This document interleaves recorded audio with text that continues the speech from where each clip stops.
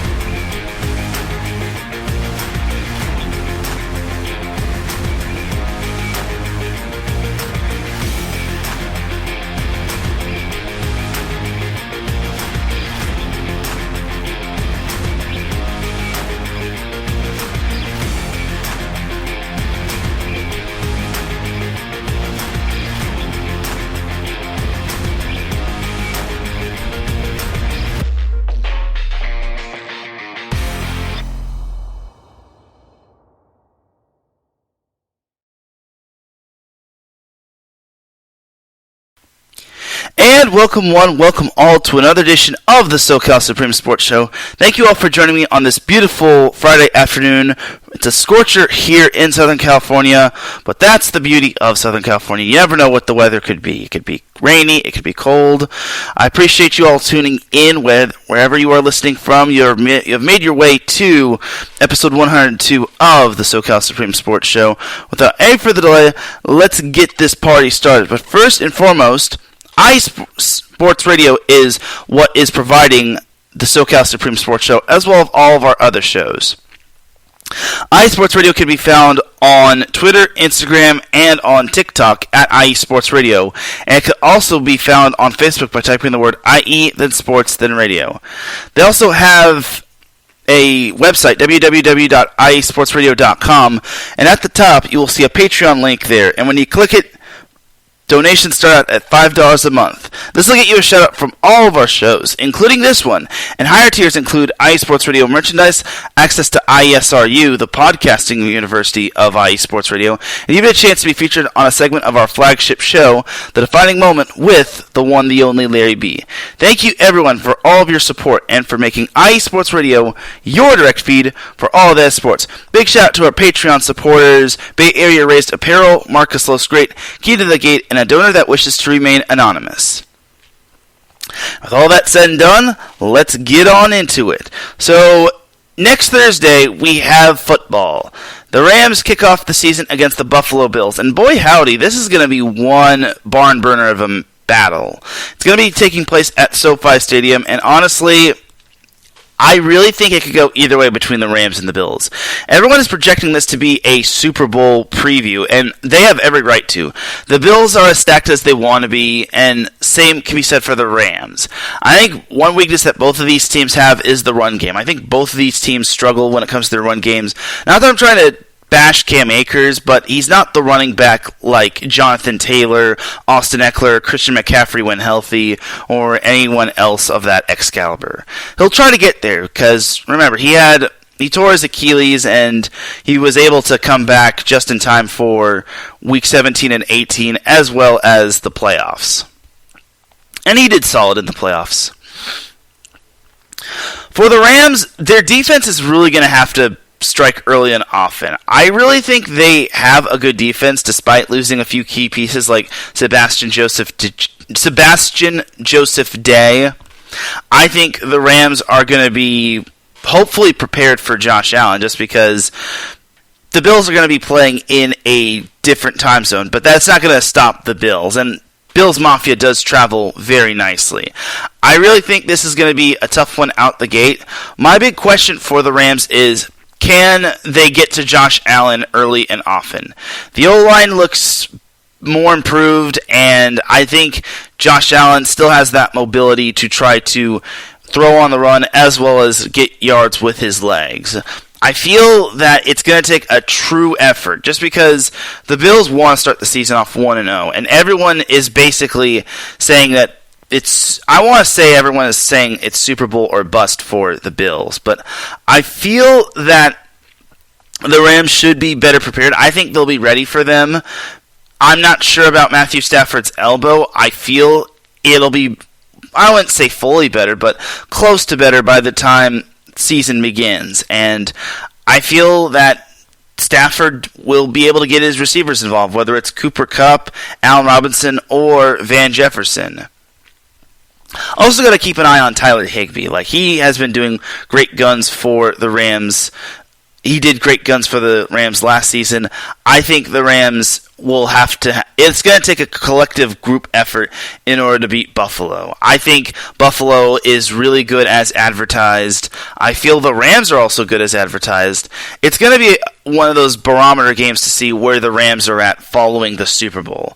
I know it's not a game where we want to judge too early, but this could possibly be a Super Bowl preview, and this is only the first of many tough games for the Rams this season. They've got a lot of barn burner games this year. They have games against the Broncos, the Chiefs, the Chargers, hoping the Chargers can keep it together by the time Week 17 rolls around. The Chiefs, the Niners, the Cardinals. And remember, you also got to remember that the Rams are playing the first place schedule. They're playing the Dallas Cowboys, which, do I really think they're contenders? That still remains to be seen. They're playing the Bucks. They get to face Tommy Terrific, a.k.a. Tom Brady. And they're playing none other than the Buffalo Bills, which I think can be a Super Bowl contender. I think it's safe to say that they should be in the AFC West Championship by the time everything's all said and done, barring major setbacks, of course.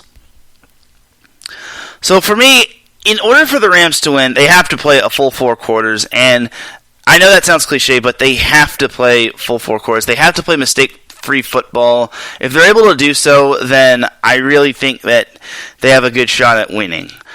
Obviously, Matt Stafford is the seasoned veteran, and he finally got his Super Bowl ring, which was absolutely amazing. I'm very happy for Matt Stafford, even as a Chargers fan. But I feel Stafford's hungry for more. Now, a lot of people are saying that the Rams are not going to repeat as Super Bowl champions, which I kind of agree with. I mean, I don't disagree with it, but this Rams team is looking more dynamic than ever. Yes, they lost a few key pieces. Yes, they have a few patches to work out in terms of its offensive line, but I think the Rams will be fine in that aspect. I think so long as Cooper Kupp is healthy, so long as Matt Stafford is still slinging the rock, so long as Aaron Donald is leading the defense, I think the Rams will be just fine. So for the Rams, it's tough to really predict a score. I feel I'm missing something when it comes to this preview, but I think the Rams can get it done. Obviously, you want to start out 1-0. It's one of those games where you definitely want to start out 1-0 instead of 0-1. All that talk of this team has all the key pieces, all the burning of the draft picks, all of the free agent acquisitions in terms of Bobby Wagner and Allen Robinson, all the extensions for Cooper Kupp, Matt Stafford, and Aaron Donald leads down to this. Can the Rams take down a possible Super Bowl contender? I think they can. It's going to be probably one of the more tougher games for the Rams and for the Bills. I think they're both evenly matched. I have the Rams winning 35-31. I think it's eventually going to come down to the fourth quarter, but I feel the Rams have just enough in the tank to outlast the Bills. But I don't expect this to be a battle. Matter of fact, I could go as lower as I can to maybe say 28-24, but I think 35-31 is the more realistic score. I want to say Rams are going to win by at least 4 points. By at least one touchdown. One touchdown. Or any of that sort. It's not going to take a field goal in order to tie it and send it into overtime. Like if the Bills want to win, they're going to have to win with touchdowns. Yes, Tyler Bass is a phenomenal kicker, as well as Matthew Gay, but I think that it's going to take everyone to possibly win on both sides. So that is pretty much that for the Rams-Bills preview, because you all got to remember, the reason why I'm doing this preview early is because next week they play on Thursday, and then I'm going to have a show on Friday. I can confirm that. And by the time that show rolls around, it's eventually going to be...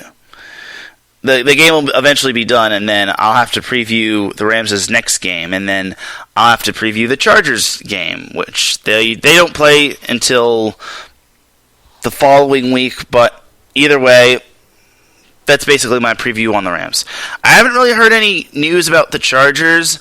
They did make their roster cuts as well as the Rams, and they brought back some players. But there was some big news for the Chargers. They did sign Sony Michel. Now, I have been begging for the Chargers to sign a seasoned, experienced running back too. Philip Lindsay was on the market. No dice. They decided not to go for Kenyon Drake. They decided not to go for any other running backs.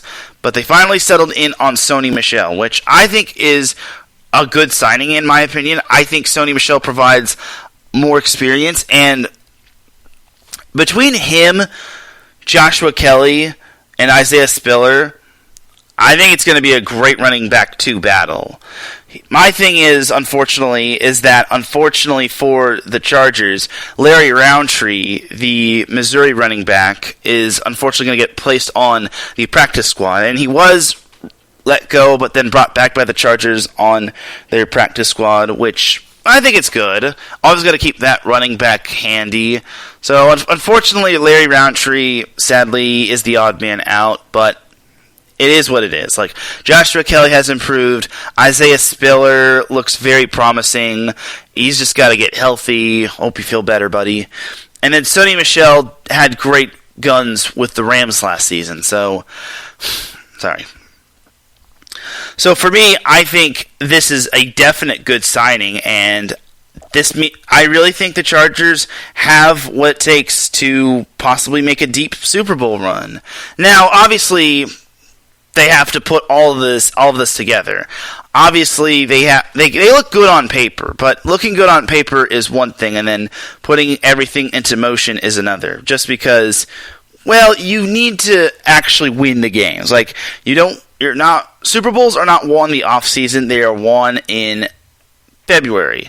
So, in order for the Chargers to win the Super Bowl, they actually have to win games and then make the playoffs. And then once they make the playoffs, then anything can happen. That's the big goal. They got to make the playoffs. I really think the Chargers have so much promise in them, and this has to be their year to possibly get to the playoffs and at least get to the AFC Championship. I really want them to win a playoff game with Justin Herbert, just because his rookie contract is almost over, and the Chargers are going to have to pay him all the money. I really think that Herbert is worth all of the money, in my opinion. Like, he has to be, just because, well, for starters, the dude was second in passing yards last season, and despite his team having a bad defense and not the best O-line, but not the worst O-line compared to 2020, he was able to lead them close to a playoff spot. Unfortunately, it just wasn't good enough as they fell short to the Raiders in Week 18. So for the Chargers, I really think I don't know if I want to say if they don't make the playoffs, Brandon Staley's going to get the hook. He isn't a bad coach, in my opinion. I like his backstory. He played at Dayton. He's a cancer survivor, which is a big tip of the cap. But I really hope that the Chargers can get it done with Brandon Staley. I have heard rumors saying that the Chargers might be looking at Sean Payton, but it's like, does he really want to come back to the Chargers after he just up and left New Orleans? I think that would be a big slap in the face for all of Saints fans. And I'm not really the biggest Sean Payton fan, in my opinion. I like Sean Payton as a coach. I think he's solid. I just think that he's not like the greatest coach. I think he still has his issues, and I still think he says some controversial things. But I feel I'm okay with Brandon Staley, especially since the game is starting to become more faster, and coaches are starting to get more younger. So that's my little opinion on Brandon Staley versus Sean Payton. So that's that for the Chargers news. Jumping over to some MLB action. So we had ourselves quite the eventful week last week in terms of the MLB between the Angels, Dodgers, and Padres. So this past week, the Dodgers lost 2 out of 3 to the Mets, which I kind of find annoying, just because everyone and their moms is getting on the hype train when it comes to the New York Mets. I get it, the Mets are improved. They are completely improved. But that doesn't mean they can win the World Series. I still will have to see it in order to believe it. On Tuesday, the Dodgers beat the Mets 4-3, but lost to the Mets 2-1, and then yesterday, the Mets beat the Dodgers 5-3. So it's not like the Mets blew out the Dodgers. I get it. They took 2 out of 3 in New York. I understand that. But I'm not going to make the excuse of it's tricky to play in a different time zone. But it's like I feel the Mets kind of needed this game more so than the Dodgers, because you compare the two teams when it comes to their standings in their respective division. The Dodgers are well ahead of the San Diego Padres as well as every other team in the National League. As for the Mets, they are clinging on to the NL East as they are only 3 games ahead of Atlanta. It's only a matter of time before the Braves get hot, possibly, and you never know because we are approaching the last few days of the regular season. We're in probably the last month, and then there's a few games in October for a few teams. So in addition to playing the Mets, the Dodgers had a 4-game series against the Miami Marlins, which stretched from Friday all the way to Monday, as they actually won 3 of 4 against the Marlins. They won the first game 10-6 last Friday. Saturday they lost to the Marlins 2-1. Sunday the Dodgers beat the Marlins 8-1, and then Monday they beat the Marlins 3-2, which I think is impressive just because they won it in Miami.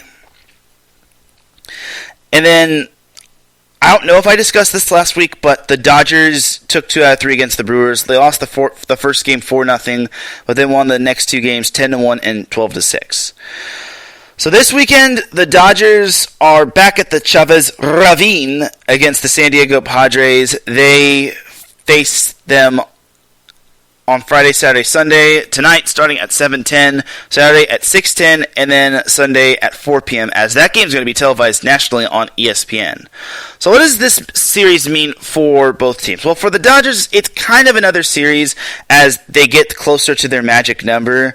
For the Padres, it's kind of a survival of the fittest.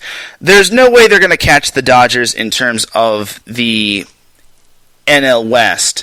But in terms of the wild card, the Padres have a 3-game lead ahead of the Brewers, and they're not too far behind of that second wild card spot. Like, the second wild card spot is basically insurance just to get your seed better and to possibly ensure that no one really catches you.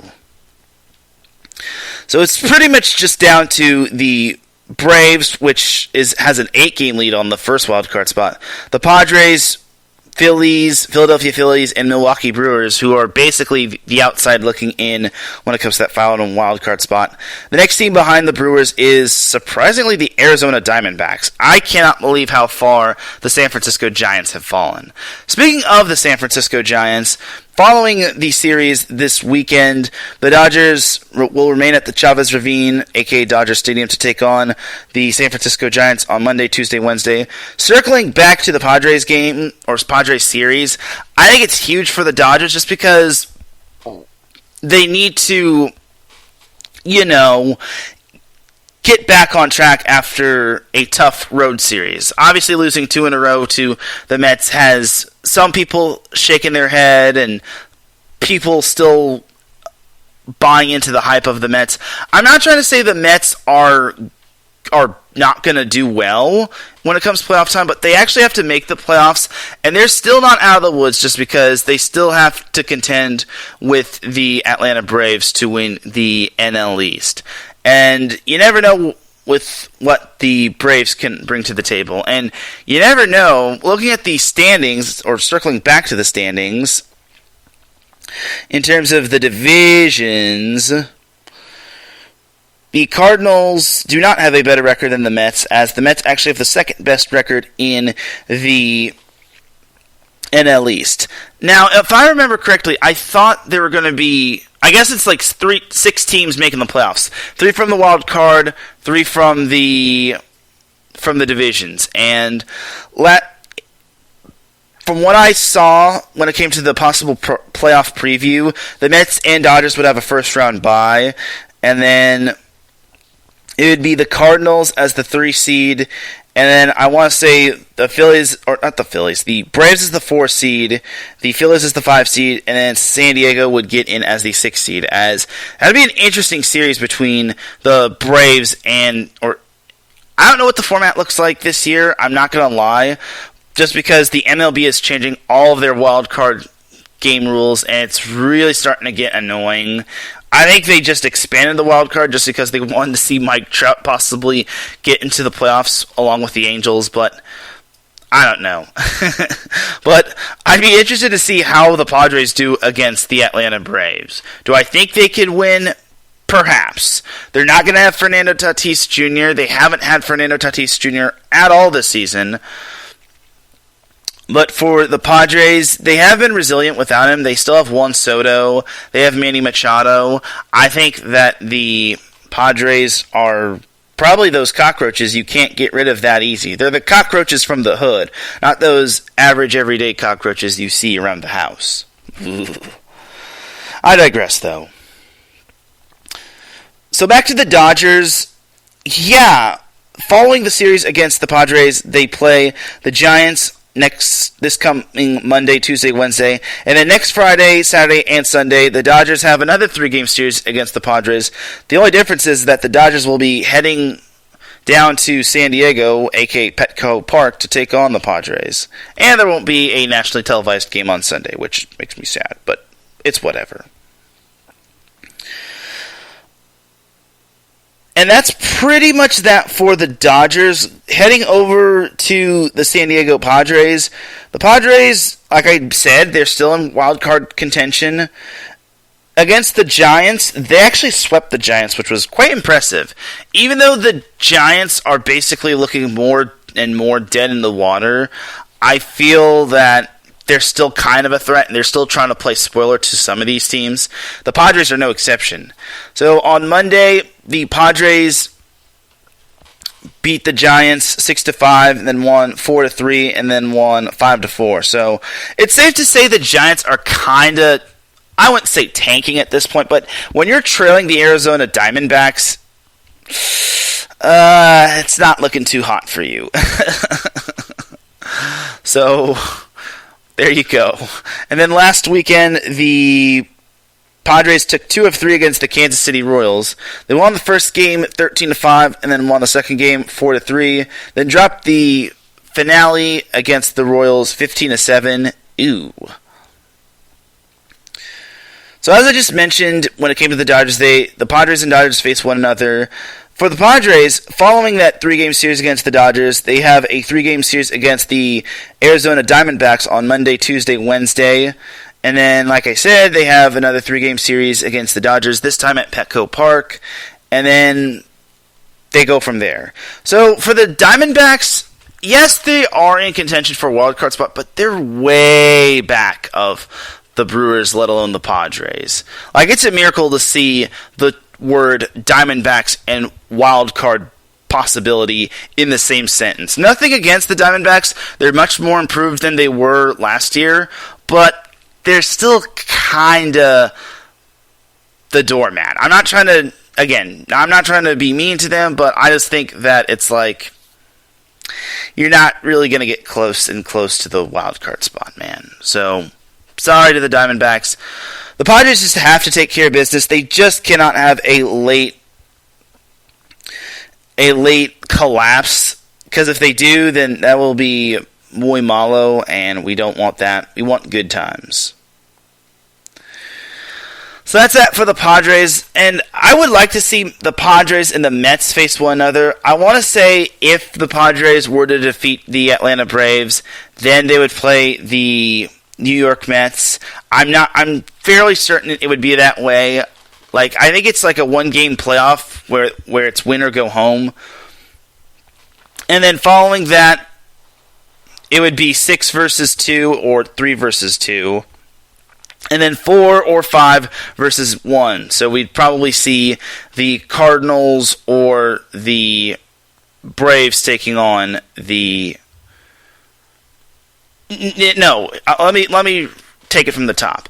The Padres would be facing the Cardinals in a 1-game playoff, and then the Braves and the Phillies would face one another, and the winner would take on the Dodgers from the Braves, Phillies, and then between the Padres and the Cardinals, the winner of that would take on the Mets. I'm fairly certain it works that way. I'm not entirely certain.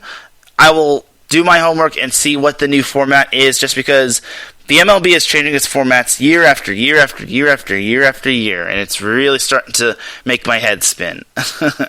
So, over to the Angels. So, something I was kind of surprised that the Angels did this past week was that they actually won a series against the Yankees. In addition, they actually swept the Toronto Blue Jays this past weekend. We'll start with the Yankees series.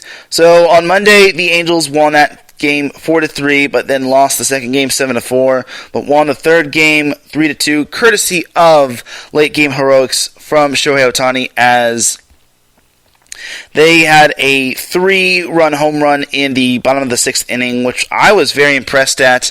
I'm surprised that the Angels of all teams held the Yankees to just 2 runs overall and 3 hits altogether. So it's like, sorry, Yankees. And dare I say it, Shohei Ohtani could be the MVP, as he could possibly surpass Aaron Judge in the MVP race. But looking at it, I don't know. I think Shohei Ohtani has the numbers, and he just has it all. I'm not but I don't know about MVP. Like, it would be cool if he got the MVP, but it's like, at what cost? No playoffs for the Angels. On a positive note, the Angels did sweep a 3-game series against the Toronto Blue Jays. They won the first game 12-0 in commanding fashion, won the second game 2-0, and then won the third game 8-3. And this was a day after they got swept in a 3-game series against the Tampa Bay Rays. So, good on the Angels. At least they're making it competitive. It's just way too little far too late, because as of right now, the Angels' record is 57-74. Even if they catch up to the Texas Rangers, it's just not going to really matter. This weekend, the Angels will return home, or they'll remain home, to take on the Houston Astros starting tonight at 6:38. Then they have a Saturday and Sunday game. And then following that game against the Astros, the Angels played the Detroit Tigers at Angel Stadium on Monday, Tuesday, Wednesday. And then next week or next weekend, the Angels will hit the road to H-Town to take on the Houston Astros. So basically the Angels are getting a familiar face, just like the Dodgers are. The only difference is that the Astros are going to be one tough customer, and it's going to be brutal for the Angels. We'll see, though. So that is that for the Angels. I don't really have much more to talk about unless they sell the team, which it's possible that could happen, but I digress. So we're just going to briefly touch upon the NWSL, as this week there are no NWSL games, but that doesn't mean there wasn't any NWSL games last week, as last weekend the San Diego Wave FC defeated the Portland Thorns 2-0, as that basically avenged the tie that happened all the way back in the first meeting.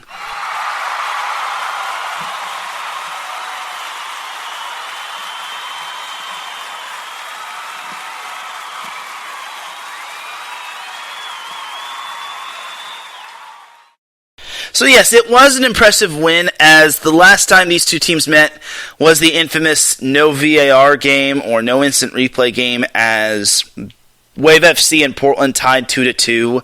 However, this time was different, as Wave FC actually won 2-0, as they got goals from Kristen McNabb as well as Alex Morgan, as now Wave FC is all the way up in first place. Well, I wouldn't say all the way up. They're only 2 games ahead of Houston, which they just beat not last weekend, but the weekend before, or the weekend previous. And then Portland, with that loss, they've actually now lost 2 in a row, which you got to remember, Portland went, their last loss prior to this, that in the NWSL, was all the way back in May, I want to say. Either way, it's still rather impressive that they had that feat, but now it's looking like I wouldn't say they're falling apart, but now it's starting to show some cracks in their exterior, but I digress. The only team that does remain hot as of late is the Kansas City Current, as you really got to remember their last game, or their last loss, as their last loss did come against, it came back all the way back in May when they lost to OL Reign. Like they went lossless.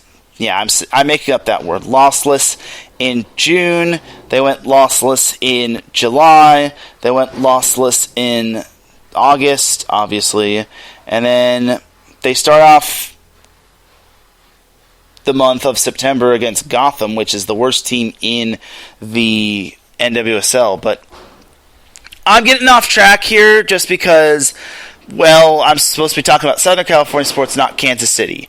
So as for Wave FC, they have the week off this week, but they are back at it next week, as they only have 4 more games remaining, and it's going to be a big month for them, as they have Washington on Saturday at 10 a.m. It's an a.m. game just because it's being played in the East Coast in the nation's capital. Looking at where Washington is, they are the second to worst team in the NWSL, as I feel that San Diego should win this game, but knowing the luck of Wave FC, I don't want to say this in a mean way, but they might find a way to whiff on this game. Because remember, they did have a few bumps in the road. They had a couple losses. They lost to Orlando, which I thought was a little unacceptable, but then they turned it around, defeated the Houston Dash, and defeated Portland, those are huge wins right there. Those are statement wins right there. And the fact that they went to Portland and beat them 2-0 speaks to high volumes of how good San Diego is. But they have to keep their foot on the gas, as looking at the remainder of their schedule, they also have Angel City, which did beat them at Bank of California Stadium in Los Angeles. And then they also have Orlando, which I just said they can't Orlando may not be the best team, but they certainly can't underestimate them just because it's any given day. And then San Diego closed out the season against North Carolina, the North Carolina Courage, which, as we all know, beat Portland prior to Wave FC defeating Portland. So I think this is going to be a huge month. This is the month where San Diego has to come up big. Because if they play their cards right, they could be the number 1 seed. If they play their cards wrong, then they could be tumbling out of the quarterfinal bye. So as long as Wave FC plays their cards right, I think they are in good shape. But looking at who's behind them, Houston and Kansas City are tied with 29 points. As I said earlier, Kansas City plays Gotham not this weekend, but next weekend. Houston has Angel City, which that's going to be huge. I'll be talking about that in a little bit. And then Portland has Orlando, which I don't think Portland is going to cry over this too much. They do control their playoff destiny. Granted, they are 2 points ahead of the final spot in the playoffs, but they should be fine. Like, Portland, on average, is perennially good when it comes to the NWSL. I just think that they kind of hit a little bit of a rough patch because their winning streak or their lossless streak was bound to evaporate, but they're better off losing now than losing in the postseason, because once you lose in the postseason, bye-bye. And this year, I really think the NWSL Cup is up for grabs, just because you look at the teams that are like so close to one another. You look at Wave FC. You look at the Houston Dash. You look at Kansas City, who has just been scorching hot. They have not lost a game since May. My goodness. And then you also have OL Reign in Chicago vying for playoff positioning. And then don't count out Angel City, which is perfect segue to go into the next topic, being Angel City. So Angel City just recently beat Gotham 3-1 on the road. This is not surprising, but it's something Angel City needed to do. They needed to win that one, especially after they tied Kansas City. It was looking promising for Angel City in that Kansas City game, but like I said last week, a penalty kick unfortunately did Angel City in, as their once 1-0 lead was now a 1-1 tie. In the win against Gotham, Angel City had goals from Savannah McCaskill, Carrie Rocaro, and Claire Emsley, all of which were in the first half. And yeah, this was the game that Angel City needed to win, because now they can move ahead to their September slate. So, as I mentioned when I was talking about the Houston Dash, Angel City hits the road to H-Town to take on Houston. And then, unlike Wave FC, Angel City has 5 games in the month of September, as they also have 2 Wednesday games. Following the Houston game, they have a match against North Carolina 3 days after they play Houston. And then 3 days after that, they are hitting the road to Torero Stadium to take on San Diego, or Wave FC. And then they also have Washington, which is going to be a home game for them at the Bank of California Stadium. And then they also have Louisville, which I imagine Louisville is in 10th place. Never mind. And then, unlike Wave FC, Angel City has a match in October, as Angel City plays Chicago, which I'm going to call it right now. I think Chicago, Angel City, in that final game of the regular season, is going to decide the playoff spot. I really think it's going to decide it, just because those two are practically neck and neck when it comes to the playoff race.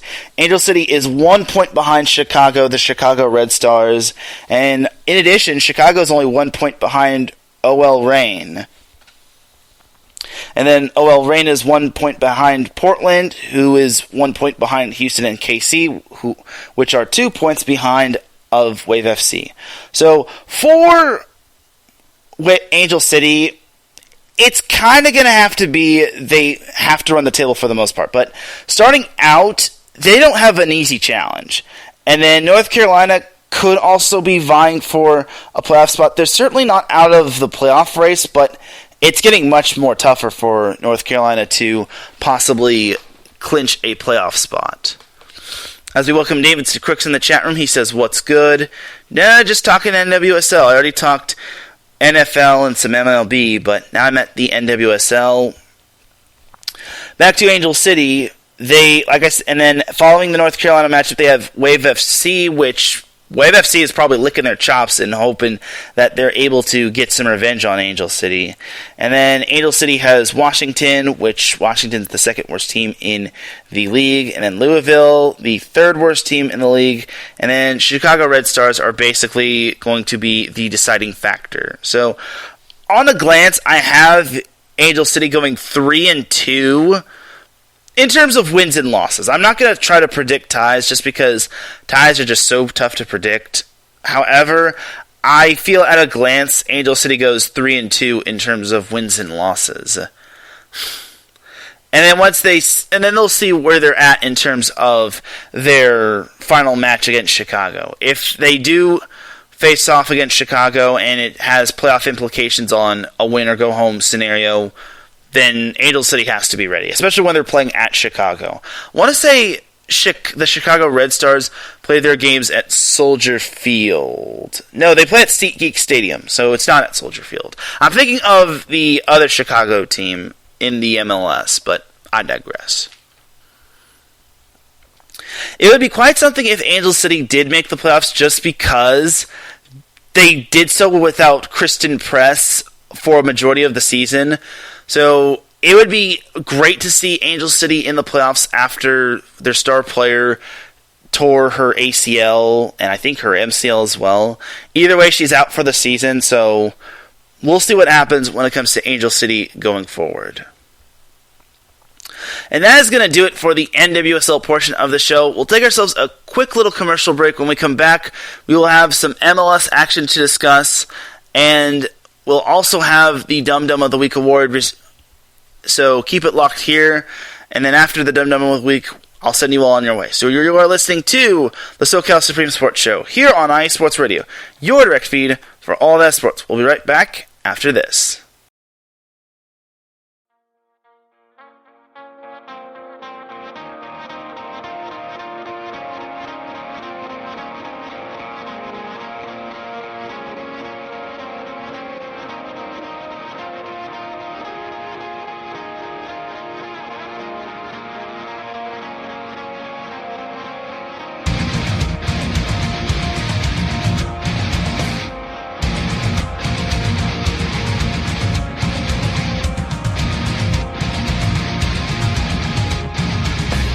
Hey sports fans, do you like wine?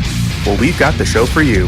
This is Let's Wine About Sports, a show where we talk about wine and sports simultaneously. From the classic Cabernet Sauvignon all the way down to the grapes that you've never even heard of before.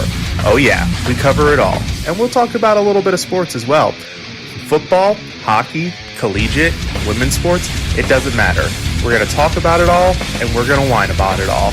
So join me Monday at 8 p.m. on IU Sports Radio, your direct feed for all that is sports.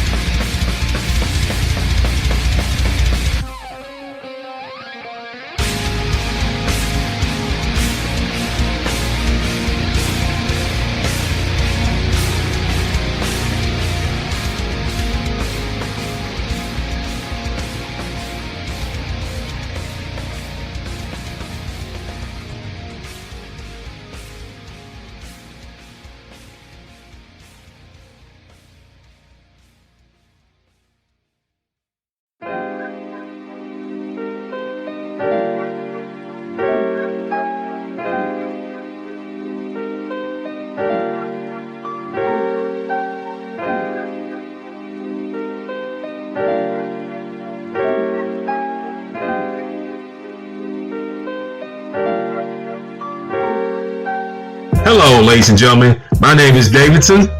It's your boy, Dentarius Locke. And we are the hosts of Fast Break here on IE Sports Radio, where we discuss everything in the world of basketball from prep to the pros. You guys should definitely check us out, man. Sunday, 8 p.m. Eastern, 5 p.m. Pacific. We got all the basketball information you guys need, so we look forward to you guys listening in. And please do, because we are the best basketball show on this side of the Mississippi. And please do check us out on Twitter at FastBreakISR. D-Lock, where's our time again? 8 p.m. Eastern, 5 p.m. Pacific. That give you guys spending time on a Sunday. Tune in.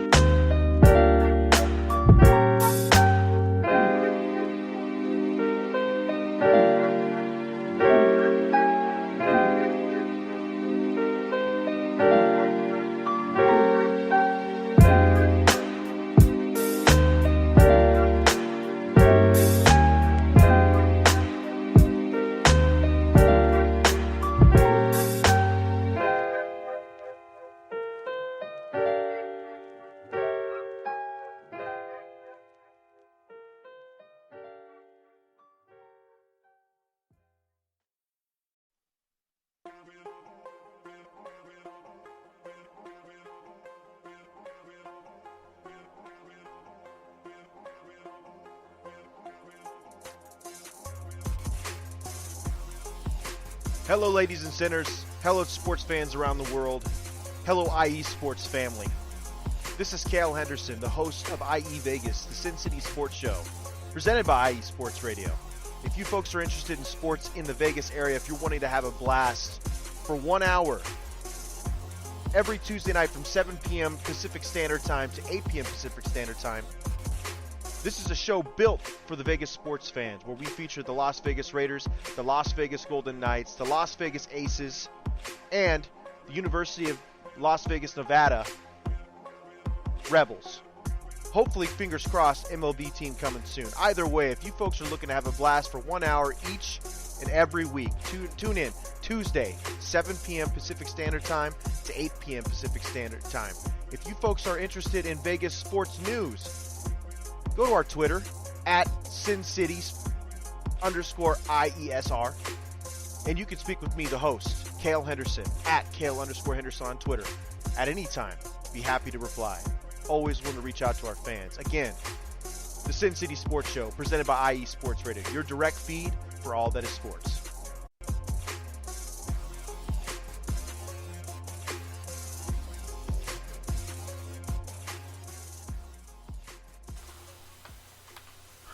Back with segment number 2 of the SoCal Supreme Sports Show here on IE Sports Radio, your direct feed for all that sports. Definitely do check out all of our amazing shows, such as Fast Break with Davidson Crooks and Darius Locke. Also, gotta give another shout out to Davidson Crooks, who is in the chat room. Also have Let's Whine About Sports, or Let's Whine About DMV Sports, with Mike Pat, who just celebrated his 100th episode, so congratulations to Mike Pat. I had a little bit of rosé in his honor. Also, check out one of our new shows, Sin City Sports with Cale Henderson. Really awesome guy. Talks all things Raiders, and I'm sure he's licking his chops when he sees that the Chargers are here. So, or the Chargers are going to be facing the Raiders in Week 1. Mike Pat pops in the chat room. He says, have a great second half of your show. Rams are not repeating. JK, they have a good shot. Well, it's kind of tough to repeat. The last team to repeat as Super Bowl champions were the Patriots back in 03 and 04, if I'm not mistaken. So I don't blame you for saying they're not repeating, but it is doable. They do have a good shot, as he just says in parentheses. So we'll see. So something I forgot to make note of is that I forgot we have college football happening. As college football has been happening ever since last weekend. It hasn't been like the flashy college football, like the big-time matchups, but it has been college football. We have it back. I'm so happy we have college football, just because most of us live, breathe, and eat college football, or football in general. This weekend, we have Southern California football in terms of the FBS. So we'll start with USC, the big elephant in the room, as USC opens up the season at home against Rice. I will be surprised if USC finds some way to not cover. They are a 32.5-point favorite against the Owls, and please, please, please, USC, do not have a letdown. No letdowns, honestly. Like, this is USC's biggest chance to actually do something. And you look at all that they have. They have Travis Dye at running back, Caleb Williams at quarterback. They have Jordan Addison at wide receiver, Lincoln Riley, your head coach. They have been dealing with injuries, but that doesn't mean USC is short of other talent on their team. Like, this has to be the year USC makes at least a New Year's Day bowl or something along those lines, if not vie for the Pac-12 championship. Obviously, USC has to contend with Utah, but they don't play Utah for another month or so. So either way, USC is going to dominate Rice. I really don't want to pick a score that's going to be too heartbreaking on Rice, but if I had to pick, I'd probably say let's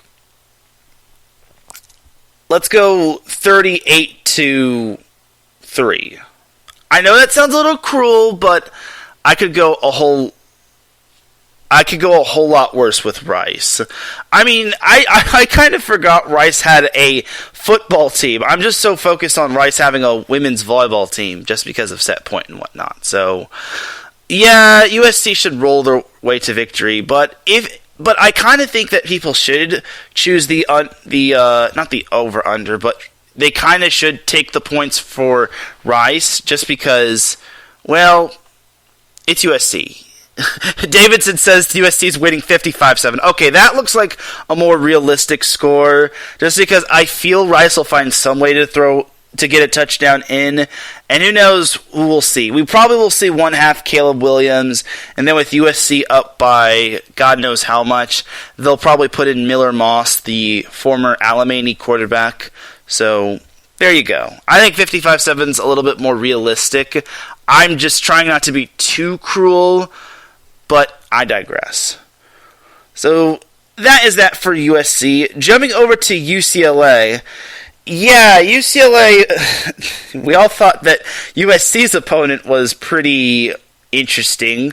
UCLA opens up with Bowling Green. So, surprisingly, UCLA is a 23.5 point favorite. I'm surprised they're not favored by a lot more, but at the same time, it's UCLA. They're still probably going to steamroll Bowling Green. So, yeah. This is basically... my interesting thing about UCLA is, can they actually have another successful season under Chip Kelly? Chip Kelly finally brought UCLA to relevance as they won it. They had a winning season, and they also won the Victory Bell against USC last year. So for UCLA, DTR returns. They'll obviously have to deal with no Greg Dulcich, but I don't think UCLA is that much short of talent. Yeah, that much short of talent, as they have some good players on their team, such as Zach Charbonnet. Sounds like I'm saying like Chardonnay, but Charbonnet. They also have some other good they have a lot of good wide receiver on this team. I really think that UCLA can turn some heads. I don't think they're going to win the Pac-12 South, and this is no disrespect to UCLA. I think they're good, and they finally have the corrective head coach in Chip Kelly. But do I really think they're going to win the Pac-12 South? No. I really don't think so. But who knows? Maybe I'll be proven wrong and we could all have a good laugh about this. Back to UCLA and Bowling Green. Yeah, I feel UCLA should win by more than 23.5 points. I have them winning 45-10. There you go. 45-10 as UCLA just rolls to victory, and this isn't going to be much of a contest. What's even more eye-opening is that, like I said last week, UCLA has scheduled an FCS school. Between USC, UCLA, and Notre Dame, those are the three schools that had not scheduled an FCS school. As UCLA is scheduling... Who are they scheduling? Alabama State, if I'm not mistaken. Yeah, Alabama State from the FCS. congratulations, UCLA. You are no longer a part of the non-FCS club. So get out of here. Unless they somehow cancel and then they say, and then we have UCLA scheduling a last-second opponent. But yeah, UCLA should be 3-0 by the time they kick off Pac-12 play against Colorado. If they're not 3-0 by the time September 24th rolls around, I am roasting UCLA a good one. But Bowling Green, Alabama State, and South Alabama. And it's all going to be at the Rose Bowl. UCLA, it doesn't get much more of an easy schedule than that. I wouldn't say easy, but it doesn't get more cakewalkish than that. So there is that for UCLA. Now for the final Southern California team in terms of the FBS, San Diego State. So San Diego State opens with a home game against Arizona. So San Diego State, believe it or not, they're actually debuting their new stadium, which is absolutely amazing. They is called the Snapdragon Stadium, which I think it's a very cool name, Snapdragon Stadium. I'm glad they didn't name it something like the... what would be a terrible name? The San Diego Stadium or the Padres Stadium or anything of that sort. Either way, I'm glad. That sounds like a very catchy name. Snapdragon Stadium. Man, that actually does have a good ring to it. Now all we need is San Diego State to bring home a Mountain West championship. So, San Diego State plays Arizona. Arizona has improved. They did actually get some good recruits from last year, as they got this really good guy out of Servite High School who was like a multi-purpose player, and he even played some volleyball before deciding that football was his true calling and passion. I'm going to probably mispronounce his name. His name is Tataroa McMillan, but everyone calls him T-Mac. And we don't even know if he's going to play offense or defense. Like, he could function as a tight end, he could function as a defensive end, but Tataroa McMillan is going to be so good. And he's listed as a wide receiver, so this is going to be interesting to see where Arizona puts him. Because, like I said, he could play both sides of the ball, but it looks like he's going to get settled in as playing wide receiver. Back to San Diego State. For me, I think this is going to be an interesting matchup. I don't think San Diego State is going to blow Arizona away like they did last year, but I feel San Diego State is still going to win. Like, again, this is kind of that game where San Diego State wants to start out 1-0 instead of starting out 0-1. Because they dominated the Pac-12 last year. Okay, well, not dominated, but they won their games against the Pac-12 opponents, such as Utah and Arizona. This should basically be no exception. I think Arizona keeps it close, but I have San Diego State winning. San Diego State loves playing defensive battles, and they love pounding the ball on the ground and working the clock to their favor. Looking at who their quarterback is going to be in terms of their roster, they have the option of DJ Ralph. Yes, his name is DJ Ralph. Tobin Odell, William Haskell, Marshall Euchre, Kyle Crum, Braxton Burmeister, and Lou Amave. I imagine they might be going with Burmeister just because he's the experienced one. He's actually listed as a senior, as the quarterback. The quarterback room is so young. They have five freshmen in terms of their quarterbacks, and then they have one sophomore in Euchre. So I imagine they're going to roll with Braxton Burmeister. So this is going to be an experiment, to say the least. And it looks like this guy must have transferred. But either way, it looks like Burmeister might have been a transfer. I'm sorry if I actually don't know who this Braxton Burmeister is, but this is breaking news to me. So he must be a transfer quarterback. He transferred from Virginia Tech. That's who he transferred from. So I'm going to be interested to see if Braxton Burmeister is able to fit well in the role. Davidson, oh my goodness. Davidson says Arizona by 4. Okay, well, that's understandable just because San Diego State has the weirdest offense I've ever seen. They don't blow everyone away. It's not super duper flashy. It's just run the ball, run the ball, run the ball, run the ball, run the ball, and then control the clock, control the clock, control the clock. Sometimes their run game would basically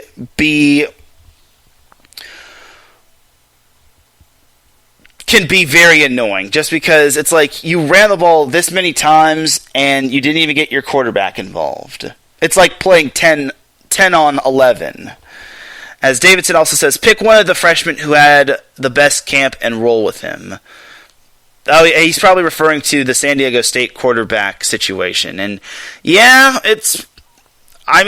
Burmeister is a senior and you never know what his fit is going to be like just because he was the quarterback at Virginia Tech. Not that Virginia Tech was bad or anything. It's just that now he's playing in a non-Power 5 conference in the Mountain West, and he's playing with San Diego State. But San Diego State always has a lot of high expectations. Like, San Diego State definitely has to live up to their hype, and they have to basically come up big. I'm going to say San Diego State wins this one, but it's going to be probably an ugly score. I think they're going to probably win this one.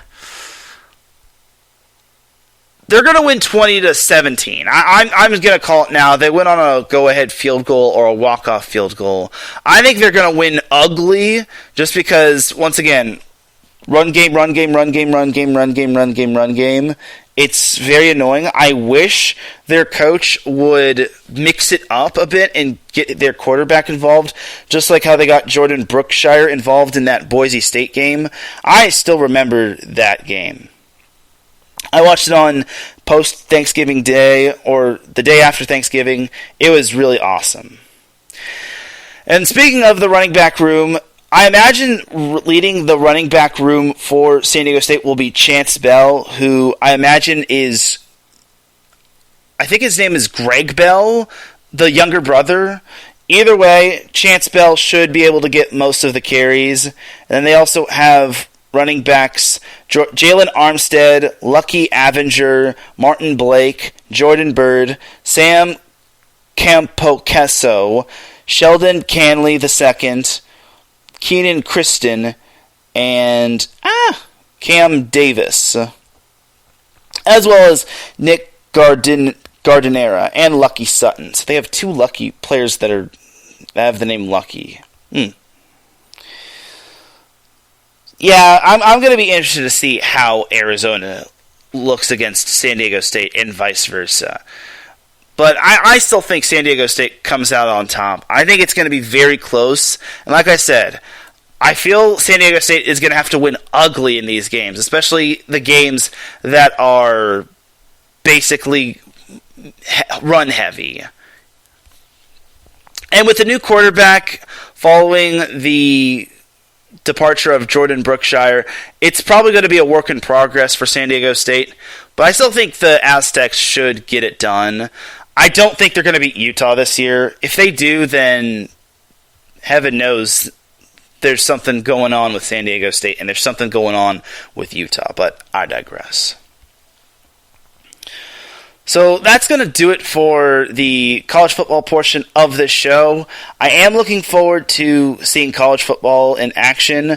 I'm probably just going to focus more on USC just because all eyes are on USC. If USC does not do good this season, as Davidson says, he agrees that they have to get to a New Year's Bowl.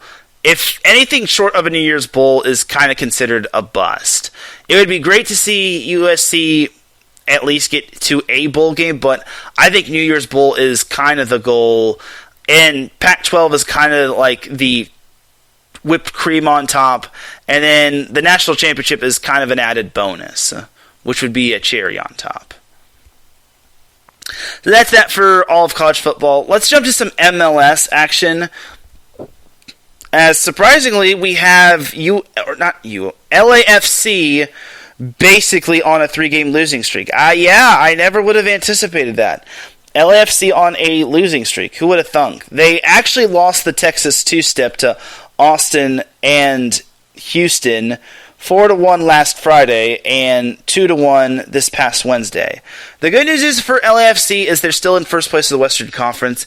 The bad news is that they've now lost 3 in a row. So do we have to be concerned? Not really. This weekend, LAFC is back at the Bank or Bank of California Stadium as they take on Real Salt Lake. Oh boy. That should be motivation right there, just because Real Salt Lake loves to have jokes. And Real Salt Lake is actually in like the top 7. Only the top 7 teams make the playoffs, and Real Salt Lake is currently 6th. So I'm going to be interested to see how Real Salt Lake does against LAFC. LAFC the following week takes on Dallas on Saturday. I forgot to mention that LAFC plays Utah on Sunday. And then the following week, LAFC is at Dallas, then at Minnesota on Tuesday, September 13th. And then LAFC is back home against Houston, the team that just recently beat them, on Sunday, September 18th. And then LAFC surprisingly has, I guess the entire MLS has a bit of a couple weeks off until the final 2 weeks of the regular season, as LAFC plays Portland, and then they close out the season at home against Nashville. So, yeah, LAFC on paper looks good, but I think it's a good thing that they're getting their loss out of the way, just because I think it's a silver lining, because it's better to lose now than lose in the postseason, just because more times than not, LAFC has had promising seasons, and then they find a way to lose in the playoffs. It's kind of like Peyton Manning when he first started out. No offense to Peyton Manning's fans, of course, but LAFC could kind of be described as the Peyton Manning without the rings, or the Houston Rockets without the rings when they had Russell Westbrook and James Harden, I think Chris Paul. That's kind of what I describe the LAFC as. Now going across the way over to Carson, the LA Galaxy, on the other hand, tied with Toronto 2-2 this past Wednesday, but they beat the New England Revolution 2-1, which was quite nice. So currently right now, the Galaxy are in 8th place, which would have them on the outside looking in. They're not too far off from Portland, as they're only 1 point behind Portland for 7th place, and anything could happen. Looking at the Galaxy's September slate this weekend, this Sunday, the Galaxy are home at Dignity Health Sports Park against Sporting KC, and then next Saturday, the Galaxy are hitting the road to the Music City to take on Nashville, and then the Galaxy hit the road up north to take on Vancouver, and then the Galaxy return home to play Colorado on the 17th. They play Vancouver on a Wednesday, the 14th, and then they play Nashville next Saturday. And then closing out the month of September, the Galaxy head up to NorCal to take on San Jose, which just recently beat LAFC a while ago. And then the Galaxy close out the season with a home game against Real Salt Lake, and then they have a road game at Houston. For the LA Galaxy, this is kind of gut check time because they're starting to run out of time. They only have 7 games remaining when it comes to their season, and they have to make the postseason. I just feel that after what happened last year with being in the top 7, only to be outside of the top 7 on the final day of the season, they have to redeem themselves. It's either redeem or they basically have all this talent and all this turning of the heads just to see them collapse in the second half. Basically, they would be the Arizona Cardinals of the MLS. Looking real good in the first half and then looking like complete garbage in the second half of the season. Except the Arizona Cardinals actually made the playoffs. The LA Galaxy didn't. Either way, we'll see what the Galaxy can do. So that is going to be that for the MLS portion of the show. Before we get on out of here and send you all on your way, we do have to give out the Dum Dum of the Week. So the Dum Dum of the Week award is an award I like to give out for someone or some or some organization that does something really dumb. No one is safe from the Dum Dum of the Week award. Anyone can get it, and honestly, I will show no mercy. Okay, maybe I won't. Okay, maybe not that bad, but you know what I mean. So for this week's Dum Dum of the Week, I feel I had an honorary mention when it came to Dum Dum of the Week, but I guess I kind of forgot about it. But either way, this Dum Dum of the Week, this Dum Dum of the Week. Oh, man. Okay, so this happened last Saturday. I was actually filming. I was filming Pop Warner, and honestly, I was honestly just filming Pop Warner, and I was just looking back and forth on my phone. And then, obviously, college football happened last week, but I saw something that might have been... Everyone has their own opinions on something, but here's what I saw last week that has this person as Dum Dum of the Week. So get this, everybody. Guys. Pull up a seat and listen carefully, because Uncle Teran has to tell you this up close and direct to your eardrum. So, on college game day on ESPN, we had my man, I think his name is Des Howard. I think that's his name, Des Howard. But, yeah, Desmond Howard. He actually gave us his playoff bracket. Only 4 teams can make the playoff bracket. So get this. Everybody, guys, listen. So here is Desmond Howard's playoff bracket. The first team, and probably looking like the number 1 seed, is Texas A&M.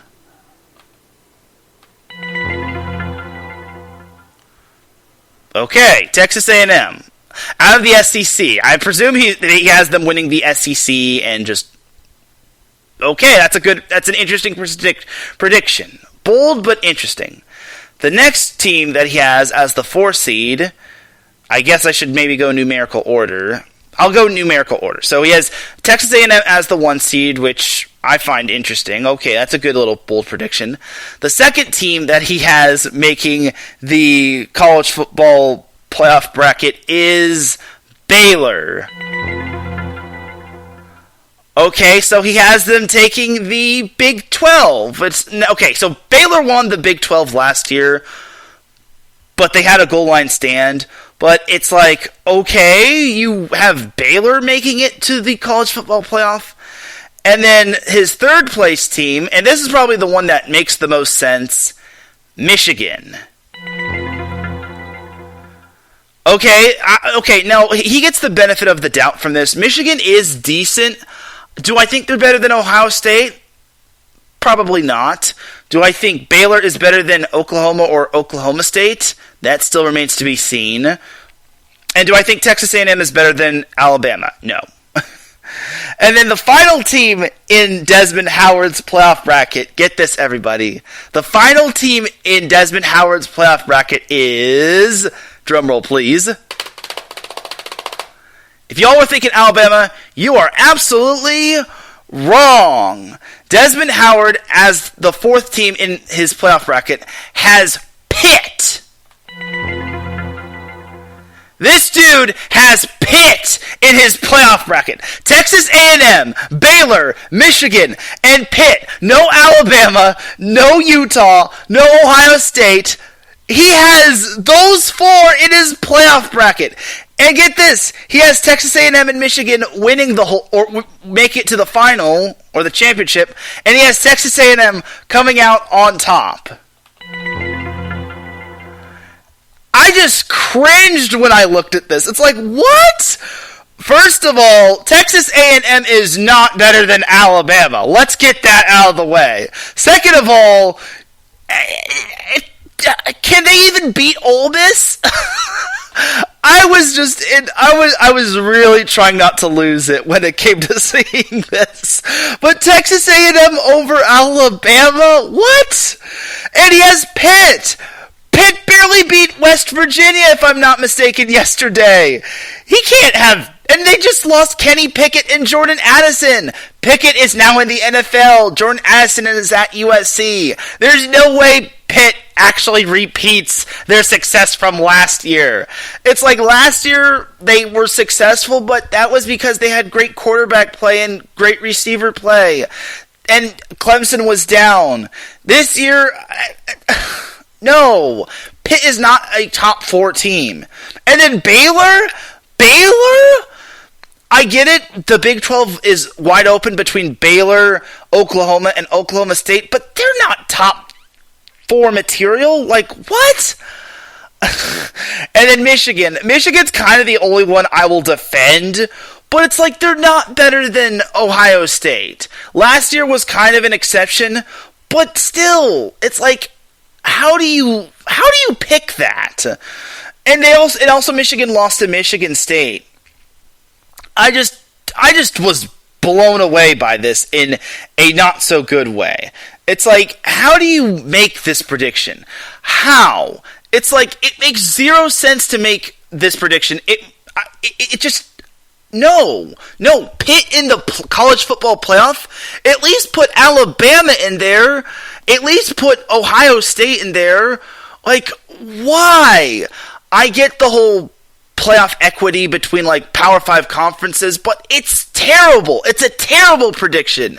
If this actually happens, I will circle the wagons around and own up to this. But this is not going to happen in a million years.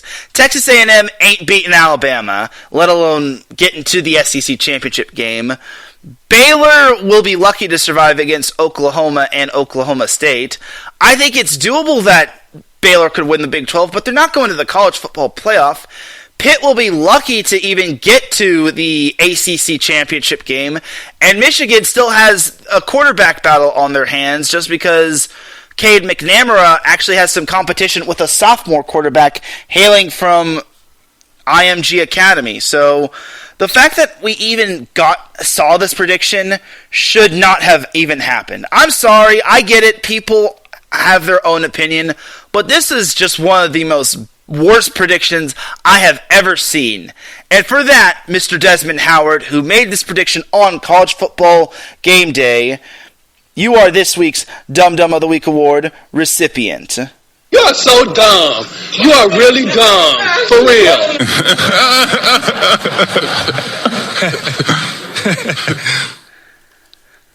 And that, my friends, is all she wrote. Pitt in the college football playoff, as well as Texas A&M, Baylor, and Michigan. I swear ESPN's starting to go more and more down the toilet. But on that note, before I lose my mind and wonder why there was no Pac-12 teams in there as well, that is going to do it for this week's episode of the SoCal Supreme Sports Show. Without any further delay, let's get on out of here. Because A, I got to get ready because I got to cover some high school football, and I got to get me some grub because I got the munchies. You dig? Thank you, everyone, for tuning in to the SoCal Supreme Sports Show. I really do appreciate you all tuning in. If you listen live, I appreciate you. If you listen on the playback, I appreciate you. If you listen at work, I appreciate you. If you listen at any time, any place, anywhere, I really do appreciate you. It really means a lot that you support this show and you support IE Sports Radio. Big shout out to the chat room, Davidson Crooks, as well as Mike Pat. It really means a lot that you tuned in live on Spreaker. For everyone here at IE Sports Radio, this is Teran Rodriguez signing off. You all have yourself a great weekend. It's going to be a scorcher in Southern California, so please do keep your sunscreen handy. Please keep sun hats handy. Please do keep yourself away from sunburn because it is still sunburn season until further notice. I will be seeing you all this Saturday at Long Beach State for Notre Dame versus Long Beach State in women's volleyball. And I will be back on Monday with Set Point. But until then, you'll have yourself a great rest of the weekend. Enjoy all of the Southern California sports action. And remember, Thursday, the Rams are back. Whose house? Rams' house. Because they're out to defend their Super Bowl. We'll see what happens with them next week. Until then, have a great weekend, everybody. And just remember, SoCal is for SoCal. Peace!